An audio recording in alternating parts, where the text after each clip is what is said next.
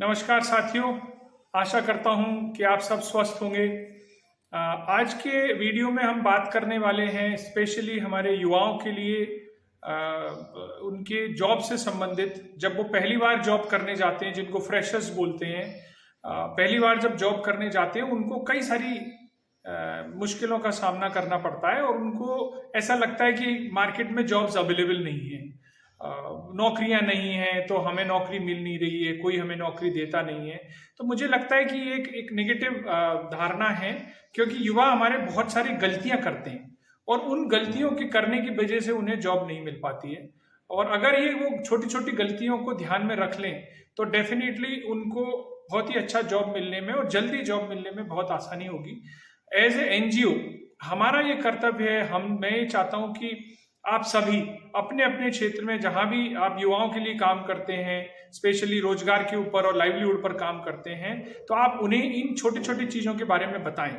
और अगर आप चाहें तो इस वीडियो को भी आप यूज कर सकते हैं उनको समझाने के लिए, क्योंकि मैं मेरे एक्सपीरियंस के हिसाब से बता रहा हूं कि मैं जब 17 साल कॉर्पोरेट में रहा हूं, मैंने कम से कम 500 से ज्यादा लोगों के इंटरव्यूज लिए हैं, जो अलग अलग लेवल्स पर अलग अलग कंट्रीज में भी मैंने जॉब्स लिए। तो जो किस तरह की गलतियां करते हैं, तो मैं आपको बताता हूं, जब 100 लोग इंटरव्यू देने आते थे, तो 100 में से 2 या 3 या 4 लोगों का ही सिलेक्शन होता है। ऐसा नहीं है कि जो 100 के 100 लोग क्वालिफाइड नहीं है या उनके अंदर नॉलेज नहीं है, लेकिन उनके अंदर वो कैपेबिलिटी नहीं है जिसकी वजह से वो अपने आप को सही जॉब के लिए सही जगह सही समय पर प्रस्तुत कर सके। तो मैं वही सारी चीजों के बारे में आज के वीडियो में आपको बता रहा हूं और आप डेफिनेटली इसका इस्तेमाल करें, लोगों की मदद करें, स्पेशली हमारे नई उम्र के जो बच्चे हैं जो कॉलेज पास आउट करके या कोई स्किल का प्रोग्राम सीखने के बाद वो जॉब लेना चाहते हैं। आप स्किल डेवलपमेंट प्रोग्राम रन करते हैं तो आपके लिए वीडियो बहुत ही फायदेमंद होगा। बात करते हैं हम फ्रेशर्स कैसे जॉब ले सकते हैं। आप ये बात ध्यान रखें कि दुनिया में बहुत सारी जॉब्स हैं, आपको सिर्फ एक नौकरी की आवश्यकता है, एक ही जॉब चाहिए। तो हमें एक जॉब में अपना बेस्ट परफॉर्मेंस देना है, तो हमें पहले ये जानना जरूरी है कि हम कहाँ पर अप्लाई कर रहे हैं और हमारे अंदर क्या स्किल है। बहुत सारे बच्चे जो है ये पता नहीं होता है उनको, या फिर उनको ये जानकारी भी नहीं होती है, उनको पता भी नहीं होता है कि मेरे अंदर क्या स्किल है। तो सबसे जरूरी चीज है उनको ये जानना कि मैं क्या कर सकता हूं, मेरी क्या एक्सपर्टीज है, क्या मैं औरों से अच्छा हूं, क्या काम मैं जब किसी कंपनी में जाऊंगा तो उस कंपनी के लिए कर सकता हूं। तो इन चीजों को अगर युवा समझ ले तो समझने के बाद उसको जॉब मिलना बड़ा आसान है। लेकिन हमारे लोगों को, मैं बहुत सारे लोगों को देखता हूं, तो मुझे लोग फोन करते हैं या कई युवाओं के मैसेजेस आते हैं, सर कोई जॉब दिला दो। ये क्या मतलब हुआ? आप व्हाट्सएप पर मैसेज भेज रहे हैं, सर कोई जॉब दिला दो, कोई जॉब दिला दो। अरे जॉब दिला दो का मतलब आप क्या करना चाहते हो, आपके अंदर क्या स्किल्स है। आप कंप्यूटर चला सकते हो, आप टीचिंग कर सकते हो, आप कंटेंट राइटिंग कर सकते हो, आप डिजाइनिंग कर सकते हो, आप मोबिलाइजेशन कर सकते हो, आप सेल्स कर सकते हो, आप मार्केटिंग कर सकते हो, आप वेब डिजाइनिंग कर सकते हो, आप जो है एक सर्वे कर सकते हो। बहुत सारी चीजें आपको ये पता होना चाहिए कि मैं क्या कर सकता हूँ। लोग बोलते हैं सर कुछ भी और जॉब दिला दो। तो इस जो आदमी ये बोलता है ना कि कुछ भी जॉब दिला दो, इसका मतलब उस आदमी का सिलेक्शन नहीं होने वाला है। मैं आपको तो एक तो ये लाइन आप खत्म कर दें कि कुछ भी जॉब दिला दो। तो सबसे पहले आप स्किल एक्वायर करें कि आपके अंदर क्या स्किल है या नहीं है, तो वो स्किल जिसके ऊपर आप काम कर सकते हैं, और फिर उसके ऊपर सही जगह आप जॉब्स के लिए अप्लाई करें। तो कुछ चीजें हैं जो हमें ध्यान में रखनी है। कभी भी एम्प्लॉयर के ऊपर या किसी कंपनी के ऊपर बायोडेटा को फेंक के मत मारो।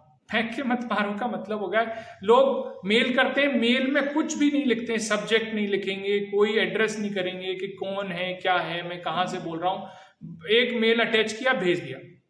कई लोगों को देखता हूं सब्जेक्ट के अंदर ही पूरा मेल लिख देते हैं। कई लोग व्हाट्सएप पर मेल रेज्यूमे भेजते हैं। कई लोग क्या करते हैं, अपना जो प्रिंट आउट किया हुआ रेज्यूमे है उसका फोटो खींचा और भेज दिया, और फोटो की क्वालिटी भी ठीक नहीं है। अरे ये कुछ बहुत ही बेसिक चीजें हैं जो आपको अगर नहीं पता है तो डेफिनेटली आपको जॉब नहीं मिलेगा। और आप मार्केट में, दुनिया में सबको ये बोलते रहोगे, अरे बहुत बेरोजगारी फैली हुई है, हमें तो रोजगार नहीं है। मैं देखता हूं मेरे घर में भी कई ऐसे बच्चे हैं, मेरी रिश्तेदारी में भी ऐसे बच्चे हैं जो इंजीनियरिंग करके घर पर बैठे हुए हैं कई साल से। बहुत सारे बच्चे हैं जो रोजगार नहीं प्राप्त कर पा रहे क्योंकि वो चाहते नहीं है और सही ढंग से वो अप्लाई नहीं कर रहे हैं। ये इस बात का उनको ध्यान रखना चाहिए। तो हमें कैसे अप्लाई करना है, मैं आपको बहुत ही समराइज वे में, बहुत ही सिंपल तरीके से सिंपल स्टेप्स बताता हूं जो युवाओं को ध्यान रखना है। आप जो भी एनजीओ या इस तरह की संस्थान या कॉलेजेस या यूनिवर्सिटीज काम कर रहे हैं, आप इस पर काम करें। कभी ज़रूरत पड़ेगी तो मैं आपके कॉलेज में आकर बहुत ही डिटेल वर्कशॉप्स भी कर सकता हूँ उसके ऊपर। तो सबसे पहले तो हम अपना एक अच्छा रेज्यूमे बनाएं। उस रेज्यूमे के अंदर क्या क्या चीज़ें लिखनी है ये मैं अगले वीडियो में आपको बताऊंगा, लेकिन सबसे पहले रेज्यूमे अच्छा होना चाहिए जिसमें आपके अंदर क्या क्वालिफिकेशंस है, क्या एक्सपर्टीज है, क्या आपने नॉलेज गेन की है, कोई आपने प्रोजेक्ट वर्क किया है, कोई इंटर्नशिप किया हुआ है, आपके कितने मार्क्स आए, क्योंकि फर्स्ट जॉब के लिए आपके मार्क्स बहुत इंपॉर्टेंट है। लेकिन जब 2-4 साल बाद नौकरी कर लोगे तो मार्क्स कोई नहीं पूछेगा आपसे, आपने एक्सपीरियंस कितना गेन करा ये आपसे पूछा जाएगा। तो सबसे पहले जरूरी है कि आप अपना अच्छे से एक रेज्यूमे बनाएं। जब आप मेल भेज रहे हैं तो मेल के अंदर उस रेज्यूमे को अटैच करें और रेज्यूमे का भी टाइटल लिखें, मतलब रेज्यूमे की फाइल का नाम भी लिखें, जैसे कि प्रशांत पाल प्रोफाइल या प्रशांत पाल सीवी या सीवी ऑफ फला आदमी। तो ये लिखने से ये पता चलेगा अच्छा ये आदमी का रेज्यूमे है। कई बार मैं देखता हूँ वो कुछ भी लिखे, सब्जेक्ट नहीं होता या फिर उस फाइल का नाम भी नहीं होता, बस भेज दिया मेल पर। मेरे पास मेल आते हैं बहुत सारे लोगों के, मैं सिर्फ डिलीट बटन दबाता हूं, मैं आपको साफ साफ बता रहा हूं। तो जब मैं करता हूं तो बहुत सारे लोग करते होंगे। दूसरा, जब आप मेल भेज रहे हैं तो मेल में सब्जेक्ट में बहुत क्लियर कट लिखें कि applying for sales officer job, applying for content writers job, applying for marketing officers job. तो आपको ये बताना जरूरी है कि आप किस पोजीशन के लिए अप्लाई कर रहे हैं या किस लोकेशन के लिए अप्लाई कर रहे हैं, ये आपके रिज्यूमे में लिखा हुआ जरूरी है। दूसरा हो गया कि जब आप मेल भेज रहे हैं तो सब्जेक्ट आपने लिख दिया, मेल के कंटेंट के अंदर आपको लिखना है कि मैं जो भी जिसको भी आप एड्रेस कर रहे हैं, लेकिन 3 या 4 बुलेट पॉइंट में आपको ये लिखना जरूरी है कि आप क्या करते हैं, आप किस क्वालिफिकेशन के आदमी हैं और आपके अंदर क्या एक्सपर्टीज है। तो ये सारी चीजें जब आप अपने रिज्यूमे में बुलेट पॉइंट्स में 3 या 4 बुलेट पॉइंट, उससे ज्यादा नहीं लिखना है। बहुत सारे लोगों के मैं देखता हूं कवरिंग लेटर आता है फुल पेज का, 10-20 लाइन का कवरिंग लेटर मेल की बॉडी में पेस्ट होता है। मैं आपको बता दूं इतने लंबे मेल होते हैं, मैं पढ़ता नहीं हूं, मैं भी उसको डिलीट कर देता हूं या फिर मैं आर्काइव करता हूं कि जब टाइम मिलेगा तो देखूंगा। तो आपका मेल 3 या 4 लाइन से ज्यादा लंबा नहीं होना चाहिए। समझ में आया? सब्जेक्ट मैंने बताया, कंटेंट के अंदर 2-3 बुलेट पॉइंट लिखें।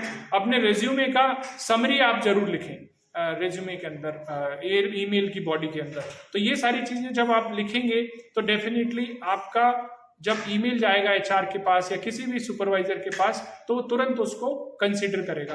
दूसरा, जब आप रेज्यूमे अप्लाई कर दिया, आपको टाइम मिल गया, तो आप अच्छे से ड्रेस तो अच्छे कपड़े पहनकर जाएं, साफ सुथरे कपड़े पहने। ऐसे ही नहीं कि आपका पैंट, आजकल मैं देखता हूं कि पैंट कमर से नीचे पहनते हैं बच्चे, किसी के बहुत छोटा छोटा पैंट रहता है और कई लोग ऐसे ही जीन्स टी शर्ट में पहन के चले जाते हैं। बाल आजकल देखता हूँ बहुत बड़े बड़े अजीब तरह के बाल आजकल रखते हैं बच्चे।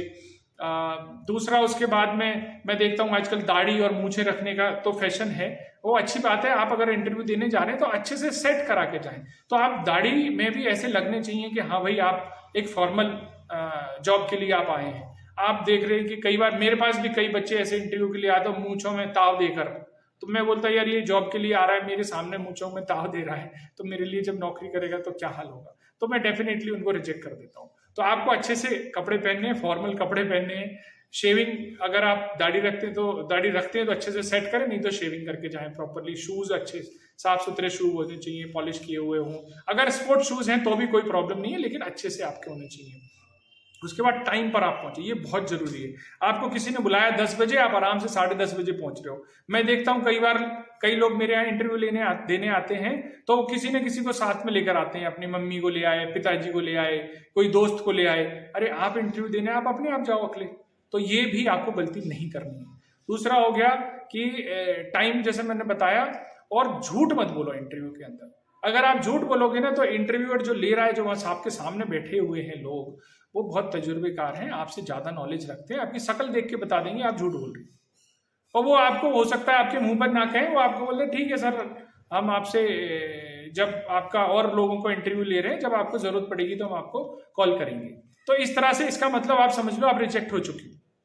सो प्लीज ये सब छोटे छोटे पॉइंट्स का आप ध्यान रखें। अगर इन पॉइंट्स का ध्यान रखेंगे तो डेफिनेटली आपको जॉब मिलने में बहुत ही आसानी होगी। उसके बाद जब आप इंटरव्यू के लिए पहुंच गए, इंटरव्यू में क्या होता है, कई बार आपको इंटरव्यू क्वेश्चंस पूछता है कि सर आप अपने बारे में बताइए, please tell me about yourself. तो जैसे ही आप बताना शुरू करते हो तो 2 लाइन में आप अपना इंट्रोडक्शन खत्म कर देते हो। अरे आप अपने बारे में बता रहे हो, 20-22 साल के आप हो चुके हो, 5 मिनट तो आप लो कम से कम अपने बारे में बताने में। आप अपने एजुकेशन, क्वालिफिकेशन, फैमिली के बारे में, आपने कोई आपकी हॉबी है, आपका इंटरेस्ट है, आपने कोई प्रोजेक्ट वर्क किया है, कोई इंटर्नशिप किया है, कोई आपका पैशन है, आपने कॉलेज में, स्कूल में आपने कोई बहुत एक्स्ट्रा ऑर्डिनरी काम किए हुए। धीरे धीरे ऐसा स्टोरी बनाओ। स्टोरी टेलिंग भी आपको आना चाहिए इंटरव्यू के अंदर। तो ये जब चीजें आप बताएंगे तो इंटरव्यूअर को इंटरेस्ट आएगा, और जब आप बताओगे उसके अंदर से क्वेश्चन निकलेगा और उससे आपके ऊपर नेक्स्ट क्वेश्चन पूछा जाएगा। और डेफिनेटली आप कोशिश करो कि आप इस तरह से आप अपने जवाब दें कि आपके इंटरव्यूअर आपसे वही क्वेश्चन पूछे जो आपको आते हैं। ये भी बहुत जरूरी चीज है। दूसरा, आप अपनी स्टोरीज में आपने जो इंटर्नशिप की हुई हो किसी एनजीओ के अंदर, किसी कंपनी के अंदर, कोई पिछला एक्सपीरियंस है, उसके बारे में आप बताएं। उसके डेटा पॉइंट्स ध्यान में रखें कि आपने कोई काम किया, उसमें नंबर्स बहुत जरूरी मैटर करते हैं कि आपने काम किया, उसके बाद किसी कंपनी की सेल्स 20% बढ़ गई, किसी के मार्केट शेयर में इतना % का ग्रोथ हुआ, आपने इतने लोगों को एंगेज करा, इतने लोकेशन में काम किया। ये सारी चीजें जब आप बताएंगे ना तो डेफिनेटली आपके इंटरव्यू में इंटरव्यूअर्स बहुत इंप्रेस होगा और आपके सिलेक्शन के बहुत ज्यादा चांसेस होते हैं।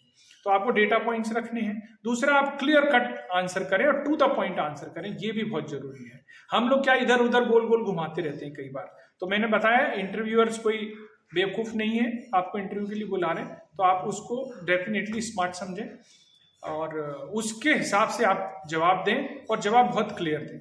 अब इंटरव्यू के अंदर कुछ वर्ड्स अगर आप अपने इंटरव्यू में यूज करेंगे तो आपको बहुत फायदा होगा। इसको बोलते हैं इफेक्टिव वर्ड्स का यूज करना। इफेक्टिव वर्ड्स कौन कौन से होते हैं? जैसे आप बोल सकते हो my passion is to achieve, my dream is to achieve this one. So passion, dreams, my priority is to learn about this industry. Priorities, work profile is more important for me, salary is not important, like that. So इस तरह के जो impactful word आप use करोगे तो उससे भी interviewers बहुत इंप्रेस होते हैं और आपके सिलेक्शन के चांसेस ज्यादा होते हैं। दूसरा, सिर्फ रिलेवेंट क्वेश्चंस पूछें। उसमें रिलेवेंट क्वेश्चंस क्या हो सकते हैं? आप पूछ सकते हो जॉब प्रोफाइल के बारे में कि भाई मुझे काम क्या करना पड़ेगा, और बहुत ही पोलाइट भाषा में आप पूछें, इसमें कोई बुराई नहीं है। एक्सपोजर अपॉर्चुनिटीज क्या क्या आपको मिल सकती हैं, आप इसके बारे में आप पूछें उनसे। आप पूछ सकते हो कि रिपोर्टिंग स्ट्रक्चर क्या होगा, मैं किसको रिपोर्ट करूंगा, कौन सी लोकेशन में मैं रहूंगा, कितना मुझे ट्रेवल करना होगा। आप ये सारी चीजें पूछ सकते। कंपनी कहाँ कहाँ है, किस किस लोकेशन में काम करती है, आप ये पूछ सकते हैं। कंपनी के फ्यूचर प्लान्स क्या हैं, किस तरह से कंपनी ग्रो हुई है, ये सारी चीजें आप पूछ सकते हो। क्लाइंट्स क्या क्या हैं कंपनी के किसी के, ये आप पूछ सकते हो। या एनजीओ में काम करने जा रहे हो तो एनजीओ के कौन कौन से प्रोजेक्ट किस किस तरह के सेक्टर्स में काम करते हैं, किस किस लोकेशन में काम कर सकते हैं, ये डेफिनेटली आप पूछ सकते हो।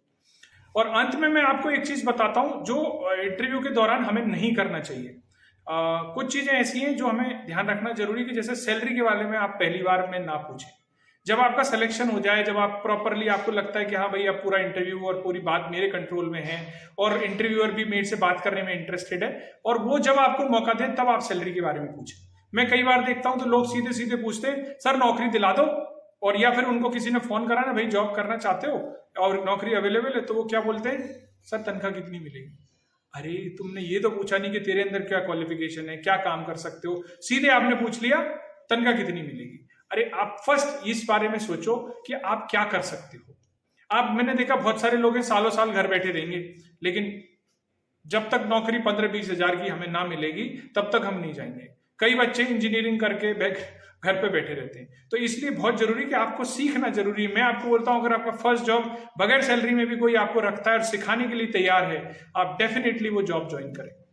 अगर आपको अच्छी जॉब मिल रही है तो श्योरली आपको ज्वाइन करना ही है, लेकिन जॉब नहीं मिल रही है तो आप फ्री में भी करें, जिससे कि आपको ये दूसरी कंपनी में जब आप जाओगे तो उसको ये लगेगा कि यार ये काम तो कर रहा था, सैलरी तो नहीं मिल रही थी या सैलरी कम मिल रही थी, तो एटलीस्ट आपके अंदर जो नॉलेज आ रही है वो जरूरी है। तो सबसे जरूरी पॉइंट्स हैं, कुछ चीजें जो हमें नहीं करनी है। सैलरी का फर्स्ट क्वेश्चन नहीं पूछना है। दूसरा, ये मत बोलो कि मैं ये नहीं कर सकता, जैसे नाइट शिफ्ट में नहीं काम कर सकता मैं, या मैं तो जयपुर में ही चाहिए मुझे, या मुझे दिल्ली में ही चाहिए, हैदराबाद में ही चाहिए, कलकत्ता में ही चाहिए, मैं बाहर नहीं जा सकता, तो डेफिनेटली आपका सिलेक्शन खत्म हो गया। दूसरा, ऐसा नहीं लगना चाहिए इंटरव्यू के अंदर कि आप जॉब के लिए मरे जा रहे हो। मैं आपको सीधे सीधे बोल रहा हूं, मतलब ऐसा नहीं लगना यार इसको जॉब देकर मैं कोई एहसान कर रहा हूं। याद रखें कंपनी को आपकी जरूरत है, आपको एक जॉब की जरूरत है। आप कंपनी में जॉब कर रहे हो तो कंपनी कोई आपके ऊपर एहसान नहीं कर रही है, मैं आपको बता रहा हूँ, या कोई एनजीओ आपके ऊपर एहसान नहीं कर रहा है कि आपको जॉब देकर। ये दोनों की म्यूचुअल रिक्वायरमेंट है, दोनों लोग मिलकर काम कर सकते हैं। तो डेफिनेटली मैं इन चीजों का आप ध्यान रखेंगे, आपको बहुत ही अच्छा जो है जॉब मिलेगा और जल्दी जॉब मिलेगा। आपको अगर कोई और क्वेश्चंस हैं तो आप डेफिनेटली आप मुझे पोस्ट करें, और अगर मेरे वीडियो को देखकर आपको सफलता मिलती है तो आप डेफिनेटली कमेंट करें और मुझे जरूर बताएं, जिससे कि ज्यादा से ज्यादा लोगों तक ये बात पहुंचे। वीडियो को लाइक करें, सब्सक्राइब करें, शेयर करें, जिससे ज्यादा से ज्यादा लोगों को फायदा हो। Thank you very much. नमस्कार।